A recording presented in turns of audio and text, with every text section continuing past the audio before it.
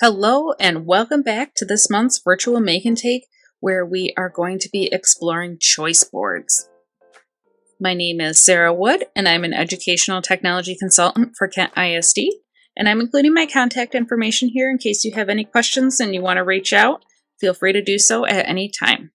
And as always, I like to give credit where credit is due, and this idea of my virtual Make and Takes came from the Make and Take series that the Gold EDU ladies are doing. So if you have enjoyed this series, I highly recommend going over to their website and seeing the Make and Takes that they are doing.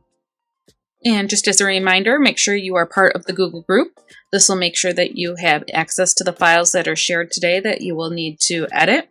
And we'll also get you set up to receive emails about upcoming Make and Takes, and also connect with a community of like-minded educators. If you have not joined that Google group yet, simply head over to the website shown here and click on that Ask to Join group button, and within 24 hours, I should approve that request that you have sent, and you will then have access to all the previous conversations and future ones in that group. Just reviewing our Make and Take sessions that you can revisit at any time, whether you would like to go back and participate in them or even just do the taking part. We've had Google Forms headers, Jamboard activators, digital stickers, computer science EDU reps, SEL check-ins, and data trackers. Big concepts that we will be exploring today as far as our what and our why is that we are going to create something that will provide students with voice and choice and the ability to learn at their own pace using a choice board. And choice boards are great ways to encourage students to be independent in their learning, seek help or even support when they need it, and really advocate for themselves and explore their strengths and their passions. I do have a list of standards for you if you choose to do something like this with students creating their own. I have some MyTech standards, as well as ISTE standards for educators for you if you need to document your professional learning. So if the idea of choice boards are new to you, I'm so glad you've joined today, because this is something that I personally love and use in so many different ways. But really, a choice board is a graphic organizer that allows students to choose different ways to learn about a particular concept. And I have a couple different examples shown here just to get an idea of what that might look like. But these, much like any of these other Make and Take creations, can be completely personalized and do not have to look exactly like the ones that you are shown here. One thing, though, that I do recommend you keep in mind when creating a choice board is to think about different structures. And choice boards can be structured in so many different ways based on what your expected outcomes for students are, or what you would like them to demonstrate as far as their comprehension or their exploration. But some of the main structures that I use are focused either around learning styles, STEAM concepts, or what I've kind of called the 6 C's plus, where you're kind of focused on some of those skills that are super important but aren't necessarily topic driven. As I said at the beginning, that this Make and Take series is not my idea, and Gold EDU had also done a choice board Make and Take, and one thing that they had shared in their presentation that I'm choosing to share here as well is their choice board roadmap. And I found this super helpful as far as getting started with creating a choice board if this is a completely new topic for you. So you can see there's brown squares that are must-dos and more of like a cream square that are can-dos. So you'll notice that everything begins with the topic. So this is all focused around the content first. And then you can kind of follow that roadmap and add different elements to your choice board.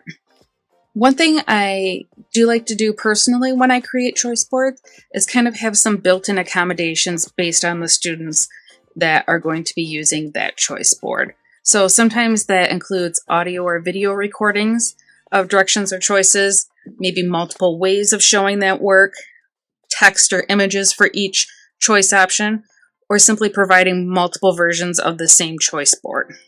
So an example of adding a voice accommodation is having a QR code or a link where students can listen to you read text or read directions or read the options on the choice board. And another accommodation I kind of just is to me now second nature. It's part of my built-in structure of how I create choice boards, especially when working with students, is how I present that choice board. This could be something where you do maybe just text only, or you could do text with images, or maybe providing that same choice board in a second language with the text as well as the images, or having a choice board that has multiple languages on one page with the images. And so I just wanted to share this in case you are looking at for different ways you can build in some of those accommodations into your creation. And a common question that I hear about choice boards is, how do I grade students on this? And remember, especially with the Gold EDU roadmap, the content is the very beginning. That's what starts all of this.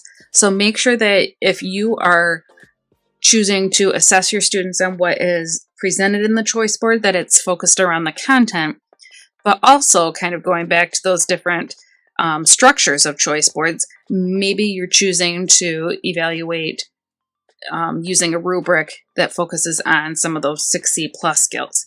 So I'm sharing an example of that in case that's something that you would like to explore a little more. And because I figured, we're not done with Google Slides yet, why not do another make and take that kind of uses it? So as always, I'm going to review some of the features that we've used in previous make and takes, as well as share some new things. So we have adding our background, just changing the color, changing the background to an image,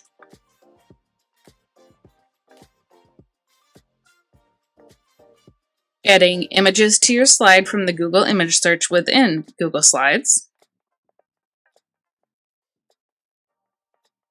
using outside image sources to add copyright-friendly images onto your slide, adding shapes,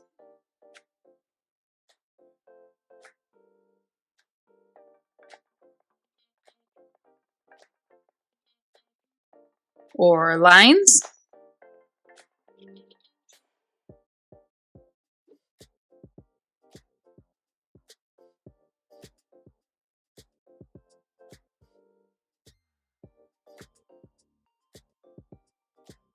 and probably one of the most helpful features that I use every single time I create a choice board is adding a table. So I highly recommend using this so that it lines things up where it's very easy for students to read. Something new I would like to show you that you could add to your slide as far as organizing your choice board or making it a little bit aesthetically pleasing, I guess you could say, is adding word art. So to do this, on the menu bar, click Insert and then choose Word Art. And then go ahead, enter your desired text and press enter. And then you can use those formatting tools on the toolbar, such as your fill color, border color, weight, style, to kind of customize how your word art image appears. And when you're adding word art through Google Slides, you are limited to whatever fonts you have installed within your Google Slides. But if you're looking for something that's just different, that doesn't scream Google Slides or Google Docs, go ahead and try out one of these word art generators to create images, and then you can then put those on your Google slide. And as always, I like to share some other tools that you can use to accomplish this. This does not need to be done solely in Google Slides. The reason why I use Google Slides when I'm making choice boards is that I have so much more control over how things are displayed and layered, where I don't have that as much in Google Docs. But I have created choice boards in Google Docs when I just simply want to add text to my table. So it's just personal preference, to be honest. But some other design tools that you could use are Slides Go and Slides Mania. I have linked those because they already have some pre-made choice board templates. So now let's move into our making it portion. This month we are back to our familiar table of different topic areas. And as I say every month, please go ahead and look at other topics outside of maybe the content area that you teach. This might prompt ideas or introduce you to new or different ways of using tools. So take a look at those. Don't be isolated to just what you teach. And then go ahead and add a slide and maybe share a choice board you've created or create a new one that you can link on one of the slides. And for time management assistance, I have a timer here for you. And then the last part is that you are going to take it. So like many of these other make and takes, maybe you started from an idea that someone else had. That is totally fine. Just make sure you give credit where credit is due, and make sure that you are including on your own slide your name or social media or other contact information. So in case someone takes what you have created, they can give you that proper credit. And lastly, the important part is the evaluation to say, yes, I did do this make and take. And it also lets me know what you think and allows me to have documentation to provide you with sketch credit if you are interested in doing that. So I'm looking forward to see these choice boards that you have created. Like I said, this is something that I am personally passionate about in teaching and learning. So I'm excited to see what you've created and probably take some of your creations. Look forward to seeing you next time.